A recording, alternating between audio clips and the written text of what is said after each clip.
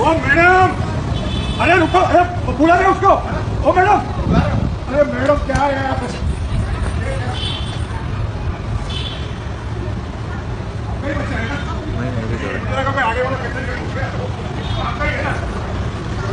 बच्चे बहुत ही शांत हो। दोस्तों, जिस तरीके से माताजी ने अपने बच्चे को भुला दिया पार्क में फ़ोन पे बात करते करते, लगता है उसी तरीके से यूपीएससी और गवर्नमेंट एजेंसीज ने अपने हार्ड वर्किंग एस्पिरेंट्स को भुला दिया, जो इतनी मेहनत करते हैं हर एग्ज़ाम के लिए। क्योंकि आज तक यूपीएससी एग्ज़ाम जो था इतना विश्वास लायक होता था कि हर एस्पिरेंट सोचता था कि भले ही देश में कोई भी एग्ज़ाम लीक हो जाए, किसी भी एग्ज़ाम का रिक्रूटमेंट प्रोसेस गड़बड़ा जाए, लेकिन यूपीएससी एग्ज़ाम जो होता है वो बहुत ही विश्वास लायक होता है। इसमें कोई करप्शन नहीं होता, यहाँ पर सिर्फ हार्ड वर्किंग स्टूडेंट ही जाते हैं फाइनलिस्ट तक। लेकिन ये जो सोच है ये बदल गई इन जैसे महानुभावों की वजह से।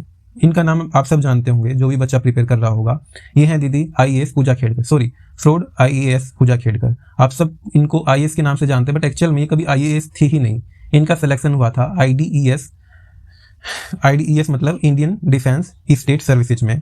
821 रैंक आई थी इनकी, बट दीदी प्रिटेंड करती थी कि मैं एक आईएएस ऑफिसर है, जो कि अपने आप में एक फ्रॉड है। ठीक है, इस केस ने यूपीएससी रिक्रूटमेंट प्रोसेस को बिल्कुल ही जो लूप होल थे सबको उजागर कर दिया कि कितना ज़्यादा ये एग्जाम कॉम्प्रोमाइज्ड है अंदर ही अंदर। कैसे प्रिविलेज लोग या वो लोग जो इसके लूप होल जानते हैं और जो कानून से खेल सकते हैं, वो लोग आसानी से यूपीएससी में पहुंच सकते हैं, और कैसे हार्ड वर्किंग एस्पिरेंट और जो एस्पिरेंट काफ़ी अनप्रिविलेज्ड हैं वो इस लिस्ट में कभी नहीं आ पाएंगे। एक बार थोड़ा सा इनके केस के बारे में समझते हैं और फिर चर्चा करते हैं क्यों यूपीएससी अपने जो स्कैम है वो हार्ड वर्किंग एस्पिरेंट्स को जीवन में बर्बाद कर रहा है। आइए थोड़ा सा जानते हैं इनके केस के बारे में। तो दीदी को जैसे ही IDES Indian Defence State Services allot होता है, इनको ट्रेनिंग के लिए भेज दिया जाता है महाराष्ट्र में, और ये अपने सीनियर से वो सारी वीआईपी प्रिविलेज एक्सपेक्ट करती हैं जो किसी भी प्रोबेशनरी ऑफिसर को नहीं मिलता। जैसे क्या क्या ये एक्सपेक्ट करती हैं कि इनको एक गवर्नमेंट बंगलो मिले और एक ऑफिशियल व्हीकल मिले जिसके साथ एक ड्राइवर भी आए, और इनको एक वीआईपी नंबर की गाड़ी मिले। ठीक है, और लेकिन जब ये सब चीज़ें जो इनके सीनियर है वो इनको मना कर देते हैं, बोलते हैं कि ये सब चीज़ें जो बड़े ऑफिसर्स हैं उनको ही मिलती हैं, किसी भी प्रोबेशनरी ऑफिसर को नहीं मिलती हैं। तो दीदी क्या करती हैं, अपनी ही गाड़ी जो इनकी प्राइवेट ऑडी थी उन पर नीली बत्ती लगा के घूमती हैं और सबको डराती हैं कि वो एक आईएएस ऑफिसर हैं, जिससे जो इनके सीनियर ऑफिसर थे उनको इन पे संदेह होता है। वो इनके जो डॉक्यूमेंट्स हैं और जो इनकी फैमिली बैकग्राउंड है उन सब के बारे में वो जानकारी हासिल करते हैं और अपने सीनियर्स को इत्तला करते हैं। जैसे जैसे इनके ऊपर कार्रवाई बढ़ती है, इन्वेस्टिगेशन होता है, पता चलता है कि दीदी ने बहुत सारे जो डॉक्यूमेंट लगाए थे वो फेक थे। इन्होंने जो रिजर्वेशन डॉक्यूमेंट लगाए थे वो भी फ्रॉड थे, और जो इन्होंने डिसेबिलिटी सर्टिफिकेट दिया वो भी फेक था। आप सबको पता होगा इन्होंने कौन कौन सी कैटेगरी थी इस एग्जाम में, सबका यूज किया। इन्होंने ओबीसी का यूज किया, जनरल कैटेगरी का यूज किया, इन्होंने एससी कैटेगरी का भी यूज किया। अब ये सब कैसे हुआ, बहुत ही सस्पिशियस है चीज़। इन्होंने ओबीसी कैटेगरी का क्लेम किया, इन्होंने फिर उससे बात नहीं बनी तो फिजिकली हैंडीकैप कैटेगरी का यूज कर लिया ताकि रिजर्वेशन मिल सके।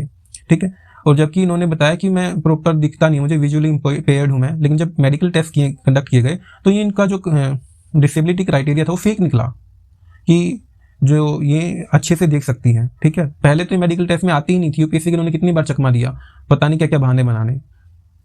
उसके बाद जो इनके जो कास्ट सर्टिफिकेट थे उसमें भी इनकन्सिस्टेंसी पाई गई। कैसे, क्योंकि ओबीसी नॉन क्रीमी लेयर के लिए सरकार ने जो क्राइटेरिया रखा है वो क्राइटेरिया फुलफिल करती ही नहीं। इनके एसेट्स देखो आप, इनके पास कम से कम 110 करोड़ की एग्रीकल्चर लैंड है, इनके पास 7 फ्लैट हैं जिनकी कीमत करोड़ों में है, 4 लग्जरियस गाड़ी है इनके पास, और इनके पास एक सोने की घड़ी है जिसकी अकेली की कीमत 17 लाख है।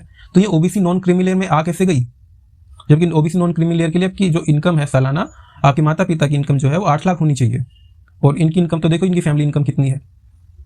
और ये तो वो है जो पब्लिक डोमेन में है, अंदर की बात तो किसी को नहीं पता। ये जो एसेट्स हैं वो पब्लिक डोमेन में है। और एक और डिस्क्लेमर है दोस्तों, जो भी मैं यहाँ पे इन्फॉर्मेशन दे रहा हूँ वो न्यूज़पेपर में ऑलरेडी पब्लिश्ड है, पब्लिक डोमेन में है, मेरी तरफ से पर्सनली कोई इन्फॉर्मेशन नहीं है यहाँ पर। ये वो गाड़ी है जिनके ऊपर इन्होंने अपनी नीली बत्ती लगा के घूम रही है।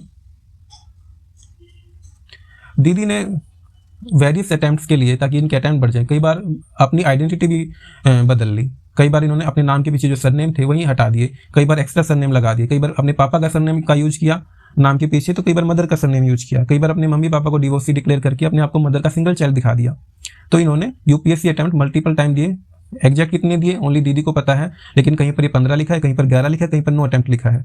और इन्होंने जितनी भी कैटेगरीज थी शायद सबका यूज कर लिया अपने अटेम्प्ट को बढ़ाने में। General category, OBC category, physically handicap category और इवन एससी कैटेगरी, इन्होंने डिफरेंट नेम्स का यूज किया ताकि यूपीएससी को चकमा दे सके, मिसलीड कर सके, डॉक्यूमेंट्स में फ्रॉड कर सके।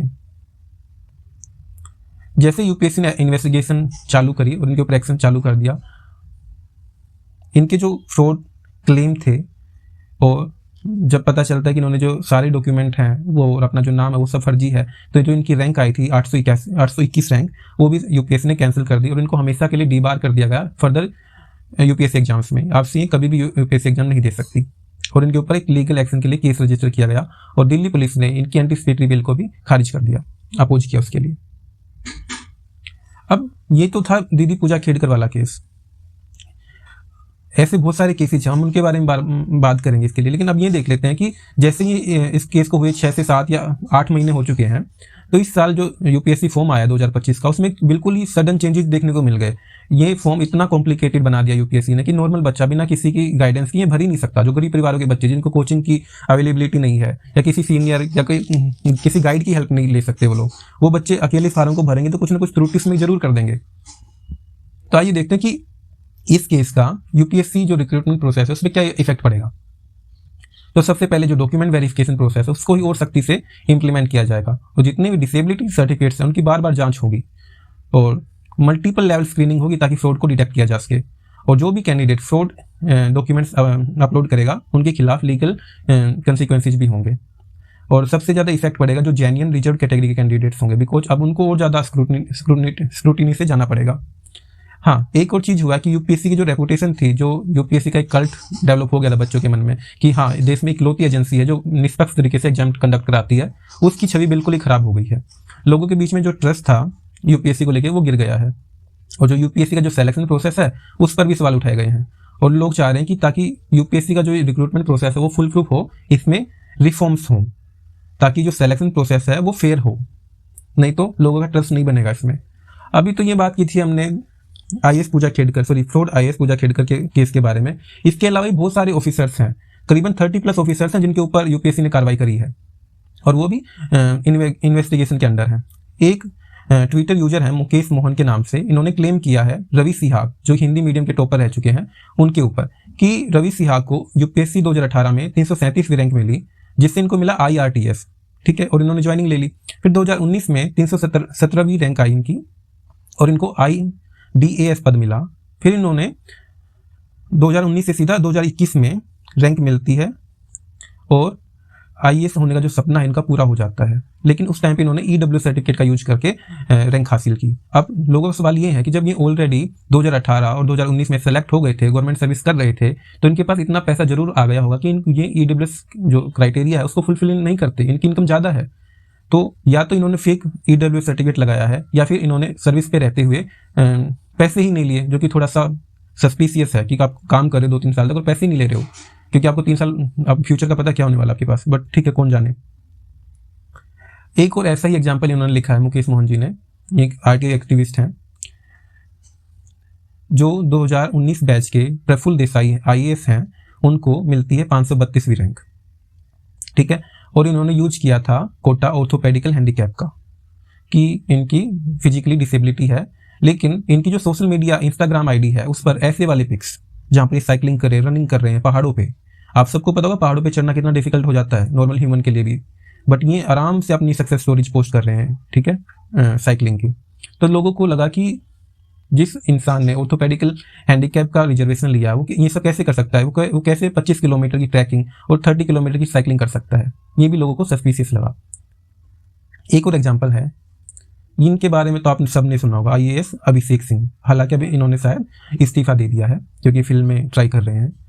2010 बैच के IAS ऑफिसर हैं ये। इनकी कुछ दिनों पहले सनी लियोनी जी के साथ इनका वीडियो सॉन्ग भी आया था।